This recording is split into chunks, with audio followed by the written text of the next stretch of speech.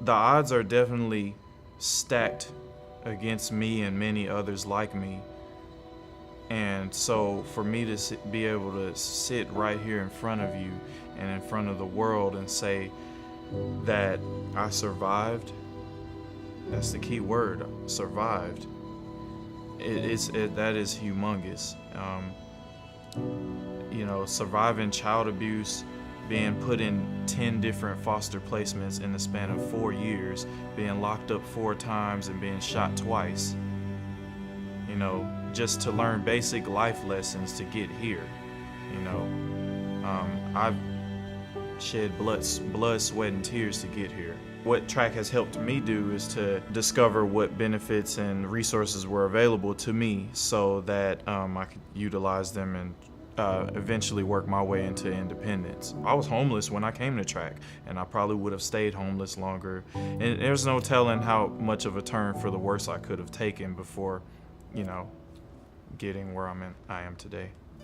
Life is different now because, like I said, I'm not living around bad influences. I haven't succumbed to any alternate activities that could otherwise get me locked up or dead. And I feel like track played a big role in keeping me from that because I had better options. I was just thankful, man. I was just really thankful not to be homeless and to have the basic life necessities to get started. I think that CitySquare has an amazing plan to help people and assist people out of poverty, accepting people that have very sordid backgrounds, people that maybe another program would not accept. I think that that's the beginning of giving them some housing, giving them some training, and I think that that's a really slow start to getting out of poverty.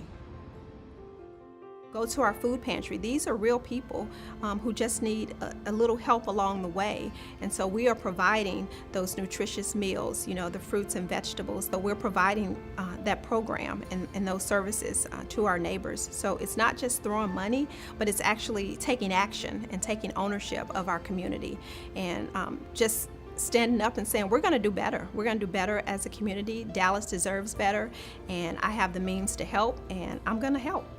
Someone that you pass by every day that's homeless is your neighbor. Whether you choose to give them change or whatever they're asking for, they're still your neighbor.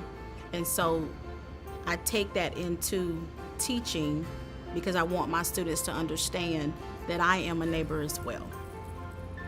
The things that they've gone through, I might not share it with them, but there's something about me that they connect, like she gets it. I don't have to say it. I don't have to say that we were homeless before. I don't have to say any of that. They connect with me. But that's because I treat them just as I would my neighbor that I live next door to. I really do.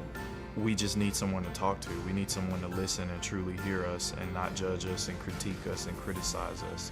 If we really want to know about poverty in Dallas, about homelessness in Dallas, about illness in Dallas and the lack of health care, job training, living wage, go to people who are experiencing and enduring the consequences of those realities.